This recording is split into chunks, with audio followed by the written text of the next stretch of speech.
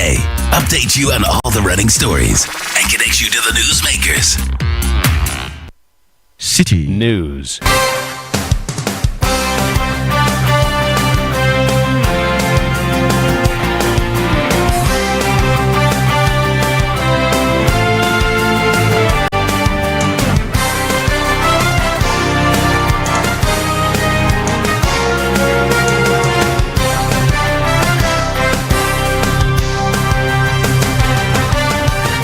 Hello, good afternoon and welcome to the Citi Prime News. The news is live from our studio at Adabraka in Accra. I am Zoe Abubeidwadu. Coming up, U.S. Ambassador to Ghana commits to strengthening bilateral relations between the two countries following a meeting this morning amidst ongoing tariff disputes. We talked about how the relationship with Ghana is very strong and how we can keep it going that way. And the sort of details of what these global tariffs are, and some things where the United States and Ghana can improve our trade relations. Also, Ghanaian students in Morocco stranded as 13-month stipend remains unpaid after Citi News first reported about the situation in May 2024. This lack of stipends, we are finding difficult to afford transportation to schools. Now, some of the students are unable to pay their rent, so I think 20 of them are now residing in the Church of Pentecost over here. Still ahead, Adwoa Safo makes an appearance at the NPP headquarters despite communication from leadership of the party suspending her meeting with the disciplinary committee. I haven't seen anything with my security guard as they did yesterday that tells me that anything is being postponed. And later, Ashanti Region GES constitutes a committee to investigate the recent shooting incident at the SDA Senior High School in Bantama. The regional directorate has formed a committee, and that committee will start work today. This bulletin is also live across our partner stations in the Western region. We are on Beach 105.5 FM in Takrady and Sky Power 93.5 FM also in Takrady in the Bono region, J Live 95.5 FM in Sunyani, Ashanti region, Focus 94.3 FM in Kumasi, Orange FM 107.9 FM also in Kumasi, in the Volta region, Revival 99.3 FM in Tajevu, in the Northern region, Radio Bimbela 91.9 FM, Upper East, Tanga 93.7 FM in Bolga, and in the Upper West region, we on Tonsong 97.3 FM in Wa and Jirapa 96.1 FM. Across the globe, we are live on citinewsroom.com. Citi Prime News at 12 midday. Update you on all the running stories and connect you to the newsmakers. Grateful for your time this afternoon. Now, the U.S. Ambassador to Ghana, Virginia Palmer, has stated that her office will continue to engage the government over the 10% U.S. tariff on Ghanaian exports. She made these remarks after honoring an invitation from the Minister for Foreign Affairs to discuss the matter. Addressing the media, Virginia Palmer indicates that the relationship between the United States and Ghana remains very strong, with both countries committed to maintaining it. I had a great meeting with the Minister of Foreign Affairs, and we talked about how the relationship with Ghana is very strong and how we can keep it going that way. And the sort of details of what these global tariffs are, and some things where the United States and Ghana can improve our trade relations. We're in the lowest tariff regime. What does that mean to, between the relations that we have? Well, I hope that it means that Ghana will have some benefit vis-a-vis its competitors, but we'll dig in and continue to talk. That was the U.S. Ambassador to Ghana, Virginia Palmer. Now to one of our headline stories, where former Member of Parliament for Dome-Kwabenya, Sarah Adwoa Safo, showed up at the NPP headquarters despite communication from the party suspending the disciplinary hearing against her. A meeting of the disciplinary committee, which was scheduled to address alleged misconduct on her part, has been suspended indefinitely. However, according to Citi News sources close to her, she was not informed of the suspension. Adwoa Safo thus made herself available at the party headquarters for the hearing. Speaking to Citi News, she confirmed that she was not notified of any suspension of the scheduled disciplinary committee meeting. But I'm a law-abiding citizen. I'm a lawyer of 23 years standing, and I know what is proper. So when I received the letter, no, it's just one day notice. I'm here to appear before the disciplinary committee. So I'm going up, and when I'm done, probably we'll talk again. Oh, meaning you've not met anybody yet? I just got in. Haven't you heard of information that that meeting has been suspended? I haven't been personally served. You know, when you set a precedent, which is that you serve me to appear personally, which was yesterday. I haven't seen anything with my security guard as they did yesterday that tells me that anything is being postponed. But for clarity, you may have heard, but officially you've not been notified of it. I haven't heard. I got it yesterday, and I've been with my colleague lawyers in my law firm trying to prepare to be here. So whatever you're talking about, I think that I should have been served personally, and I haven't received any such. So that was the former New Patriotic Party Member of Parliament for Dome Kwabinya, Sarah Adwoa-Safo, speaking to my colleague Hansen Ajima, who joins me on the phone lines. Good afternoon, Hansen. Thank you for joining us. Now, was there any executive member of the New Patriotic Party at the headquarters to receive her? Yes, we can confirm that one of the executives of the New Patriotic Party was at the party head office, who already was engaged in some other meetings to receive her. But what we're getting from the party is that she had been notified through her lawyers, and also some private calls had been made to her to notify her. But the party officer was here, and what we get is that he was not here necessarily to receive Adwoa-Safo, but when she came, she was received and notified again, according to the party, that the meeting had been postponed. What's the party's official position with regards to the disciplinary proceedings against her?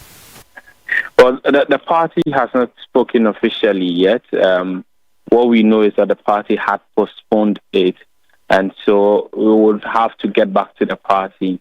Our sources we've spoken to up to now say they cannot give us a conclusive answer on what the fate of that disciplinary hearing is yet, but we would have to get to the party hierarchy to find out if on other days the disciplinary hearings will continue, or the party do not intend to pursue the matter again. But the position we have, or the story we have as of now, is that the party today decided not to make the disciplinary committee hear the case as was earlier scheduled. Adwoa-Safo, in that interview she had earlier with you, indicated that she hadn't been notified of the suspension of the disciplinary of meeting the disciplinary committee. Now, you spoke to leadership of the party who indicated that they served her through her lawyers. Did you speak to Adwoa-Safo again to put these to her?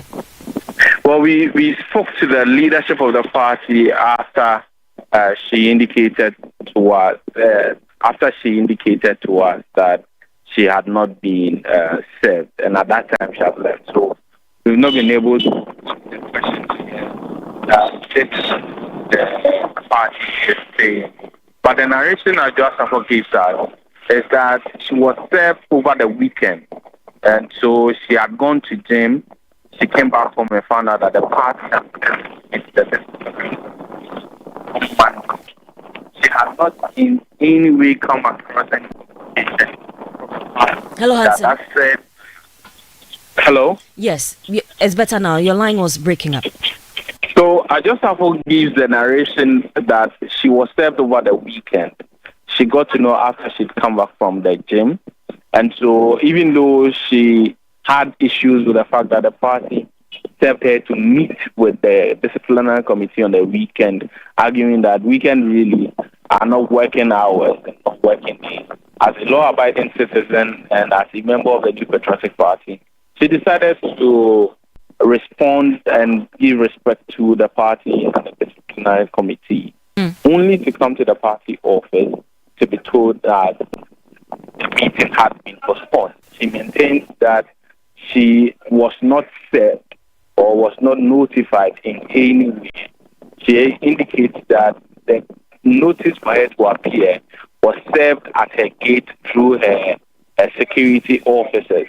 So if the party indeed wanted to cancel the meeting for today, they ought to have gone through same procedure. And so for her, she maintains that she has not been served. All right. But the party officers we've spoken to indicate that they served her through her lawyers. Briefly before you go, who was she accompanied? Who accompanied her to the party headquarters? Well, so there were party officers and some close associates, as we've known to be close to her, all these were. But a lot of them were party members from the Dom Kwabena constituency who had come here to throw their support behind Adjosafo. Do you think that the party is being unfair to Adjosafo? They argue that she maintains the best candidate for the NPP for the Dom Kwabena constituency. Thank you very much. That was my colleague Hansen Ajiman reporting from the headquarters of the New Patriotic Party. Away from that now, the Ghana Education Service in the Ashanti region has set up a committee to probe the recent shooting incident at the Seventh-day Adventist Senior High School in Bantama. The April 4 incident left 2 students injured after a disagreement over whether a firearm held by Form 2 student Bernard Amoabing was operational. Bernard Amoabing is currently in police custody. Public Relations Officer of the GES in the Ashanti region, Henry Osei Boateng, says appropriate action will be taken based on the findings of the committee. The regional directorate has formed a committee, and that committee will start work today. We are waiting for some of the members to come. At first, some of these things were being done with a purpose, not in terms of looking for weapons or something of that sort. Because some of these housemasters sometimes search the students' luggages for mobile phones, the usage of mobile phones. But now that we've realized that some people can come with a weapon, then we have to do a thorough search. So this one will not only be, we are not leaving it to housemasters and housemistresses. So the school management will take it up, and from time to time, they will set up a committee who will do that and then go out and search. That was a public relations officer of the Ghana Education Service in the Ashanti region, Henry Osei Boateng. Now, academic activities in Gakong, a community in the Sola Tuna Kalba district of the Savannah region, have been disrupted after a rainstorm tore off the roofs of several classrooms. The storm also affected over 50 households, displacing many residents who are now seeking refuge in nearby communities. Presiding member of the District Assembly, Abdullahi Mohammed, tells Citi News although not more officials have assessed the situation, no relief support has been extended to the affected community yet. Currently, as we speak, some of those affected people are very stranded. Those who have relatives have relocated. They have gone to stay with their relatives. Those who don't have, they are very stranded.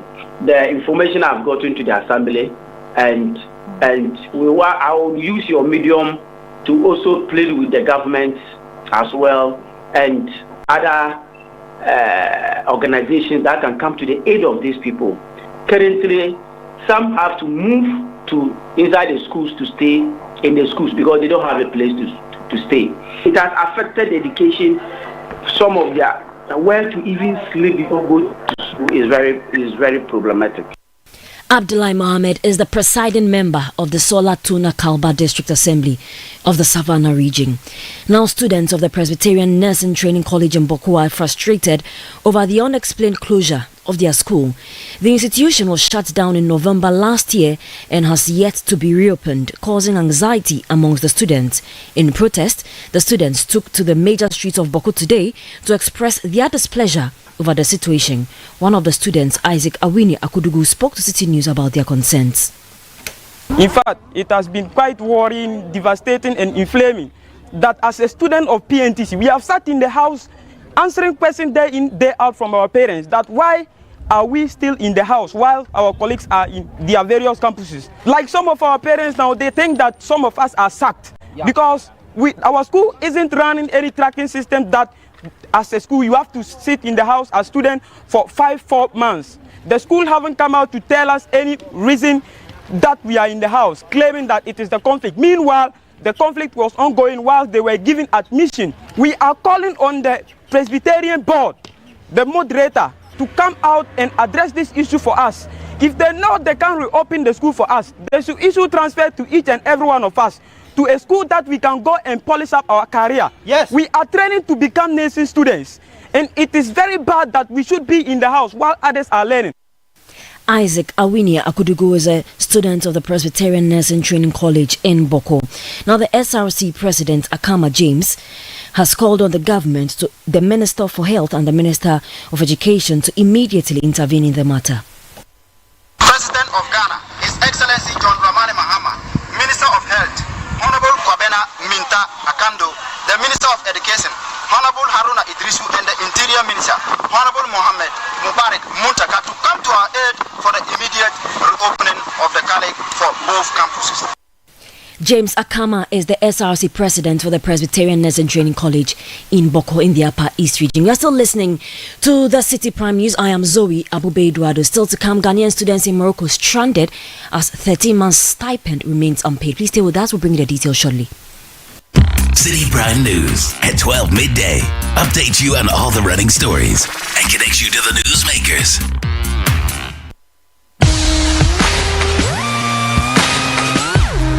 Looking for the latest buzz in Ghana's entertainment world? Welcome to Ghana Weekend, your ultimate destination for all things creativity and entertainment. Stay in the loop with breaking news, exclusive interviews, and then insider stories from your favorite creatives and stars. From music, movies, fashion and art, lifestyle and culture, Ghana Weekend brings it all together. Get a daily dose of entertainment, discover new talent, and never miss out on the creativity that defines our vibrant culture. Stay connected with us across all platforms. Follow us on Instagram with the handle Ghana Weekend, on X Ghana Weekend, on TikTok Ghana Weekend, at Ghana Weekend TV on YouTube for the latest in entertainment, travel, and everything Ghana. Don't miss out. Join the Ghana Weekend family today. Ghana Weekend, where entertainment meets creativity. Visit GhanaWeekend.com now. Citi Prime News at 12 midday. Update you on all the running stories and connects you to the newsmakers. Thank you for staying with us on the Citi Prime News. Now, Ghanaian students living in Morocco are desperately appealing to the government to pay their 13-month stipend as well as book and health allowances, which has been in arrears for 2 years. In May 2024, Citi News reported the hardship the students faced, including evictions, due to the non-payment of their stipends. Several months on, the stipends and allowances remain unpaid, despite assurances from the previous administration to address the matter. The students, currently numbering 250, are once again making a passionate appeal for the issue to be resolved. President of the Ghana Students Association in Morocco, Julius Ejay, says the situation is taking a serious toll on them. For about 30 months now, we have not been paid our monthly stipends, and then we have not been able to receive our book and health allowance for 2 years now. Because of this lack of for stipends, we are finding it difficult to afford transportation to schools. We walk several miles before we get to school. We use the highways, and then of which it contains a lot of tracks and other stuff which pose a threat to the life of students.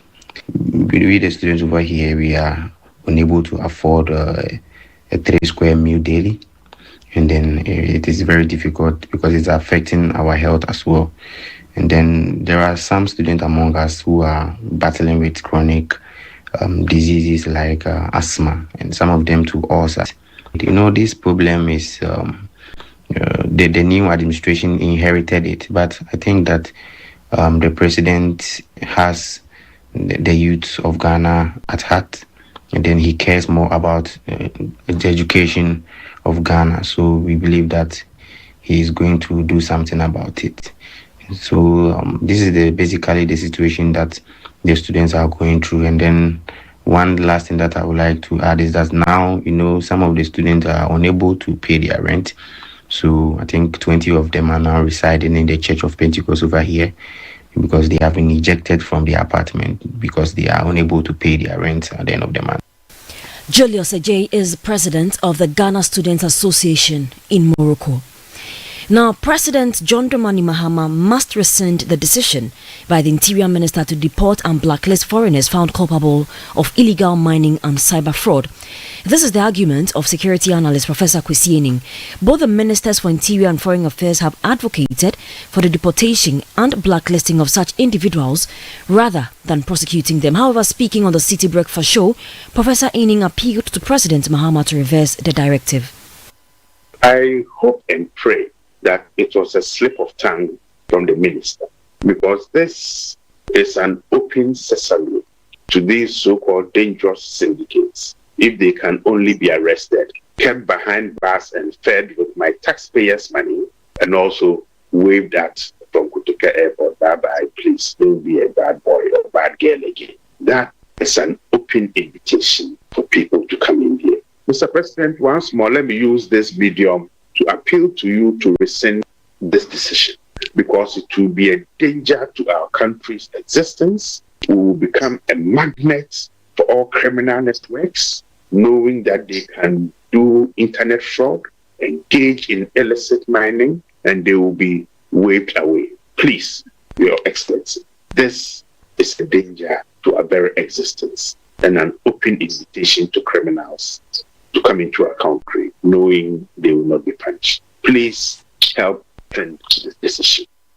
Professor Kwesi Ening is a security analyst. Let's still stay with this issue because private legal practitioner Martin Pebu has described as unlawful the government's decision to deport foreigners engaged in illegal mining who have not yet served their jail terms. In an interview with Citi News, Martin Pebu explained that the amended Minerals and Mining Act 995 states that foreign nationals involved in illegal mining shall serve their sentences before deportation.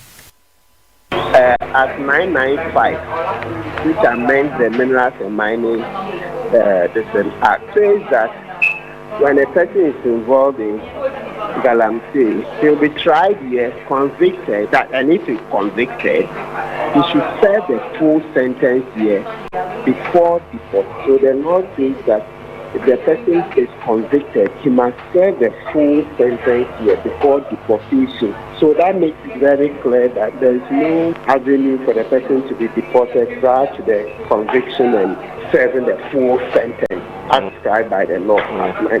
If what I'm being told is true, that they say they will deport persons that have been arrested for galamsey without allowing them to be tried here in Ghana, then that would be wrong. Martin Pebu is a private legal practitioner. Now, work has resumed on the long-stalled Temaplau Highway project after the Ministry of Roads and Highways assured BHM Construction Company Limited of reinstated funding. The project has been on hold since December 2022 due to the previous administration's debt exchange program, which affected numerous infrastructure projects nationwide. Roads Minister Kwame Gavin Sagboja, during a recent inspection, urged contractors to return to work and reaffirmed government's commitment to funding. At a press briefing today, the Managing Director of BHM Construction, Adrian Wilson, expressed optimism that the ministry's assurances will be fulfilled. As we resume work on the Temaplau interchange programme, we've been delighted by the reassurances publicly made by government recently with regards to the bilateral agreements required for the funding to be unfroze, the debt restructuring. So with that, we've decided to resume works again. Potentially, maybe other contractors wouldn't take that risk, but we have seen enough reassurances from the government. We know that the UK government is fully behind the reinstatement of these loans, so it may be premature, but we're going to take that risk and we're going to restart. That was the Managing Director for BHM Ghana, Adrian Wilson. Now, tensions flared at the Bimbala Government Hospital over the proposed site for a new mosque, nearly leading to a clash between staff and community members. Locals want the mosque rebuilt at its original spot for easier access, but hospital management prefers a different location. The Municipal Security Council intervened to calm the situation. The mosque was previously demolished during road works. A philanthropist has offered to fund its reconstruction, but the dispute has stalled the project. The newly nominated Municipal Chief Executive for Nanumba North, Abdul Somed Hamza, says he will engage all involved in the matter. I think everybody will be in the right position to talk to the various parties. So I want to urge that we for now put a stop to the project. We do further consultation, further negotiations to reach a win-win situation, to get a win-win. In resolving this matter, I cannot displease my community. Displeasing my community will be an indirect displeasing my boss, because they have just given me the little trust to serve the people and serve them diligently. You heard the newly nominated Municipal Chief Executive for Nanumba North, Abdul Somed Hamza. Now, economist and political risk analyst Dr. Theo Champon says President John Dramani Mahama should have allowed the immediate past government statistician, Professor Samuel Enim, to stay in office for at least a year or two under his administration before his removal. President Mahama on Friday, April 4, announced the appointment of Dr. Alhassan Idrisu as acting government statistician, pending consultations with the Council of State to replace Professor Samuel Enim. In a Facebook post, Dr. Champon stressed the need for his retention due to Professor Inim's immense contribution to the Ghana Statistical Service. Here are excerpts of his post. Dr. Idrisu is a good man, very detail-oriented and competent technocrat. I've had several positive engagements with him at the Ministry of Finance on various economic and statistical issues. Nonetheless, Professor Enim should have stayed, even for an extra year or two. He's transformed the Ghana Statistical Service beyond imagination into one of the true pockets of efficiency within the civil service. I wish them well. Those were excerpts of a post by economist and political risk analyst Dr. Theo Champon, read by my colleague Ni Ayikwe Okain. Now, a delegation from Citi FM and Channel 1 TV, led by Managing Director Samuel Atamensa, has paid a courtesy call on the Acting Chief Executive Officer of the Ghana Export-Import Bank, Sylvester Mensah. The visit was aimed at strengthening ties between the media house and the bank and fostering closer collaboration under the institution's new leadership. Acknowledging the existing relationship between the two entities, Samuel Atamensa expressed optimism about deepening their collaboration going forward. We are here as a team from Channel 1 TV and Citi FM. First of all, to congratulate the new leadership of Ghana Exim Bank, led by your good self, Sylvester Mensah, and also to familiarize ourselves with the new management, as we believe is our duty. We've had a long-standing relationship with Exim Bank, and we think that this is a good opportunity for us to bridge the gaps that have existed and, if you like, strengthen the relationship. And I'm sure that with time, we'll find common grounds to work together to promote the very essence of your being.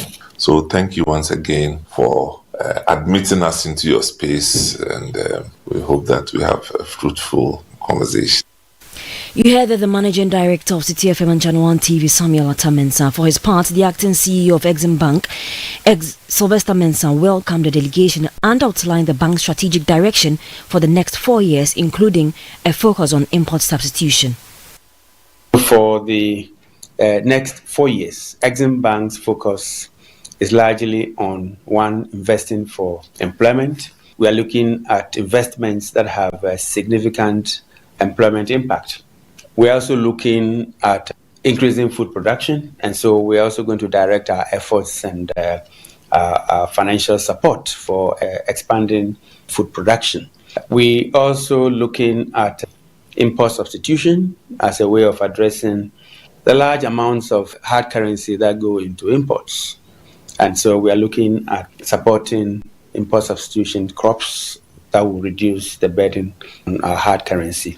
We are looking at focusing on agro-processing within the chain of agri-business, the entire spectrum. We are looking at agro-processing. And that has been one of the key areas President John Dramani Mahama has hammered on over the years. Beyond that, we are looking at the garment or apparel subsector. This is an area that has a very short gestation period with a very high employment generation impact. That was the acting CEO of Ghana Exim Bank, Sylvester Minta. That's how we end City Prime News, which has been live from our studio in Adabraka, Accra. Log on to our website, citynewsroom.com for more news. I am Zoe Abubeduado. Have a good afternoon. City News. We speak first. Reach our hotline on 0302-224959 and get interactive on Facebook, City 97.3 FM, and on Twitter at City 973.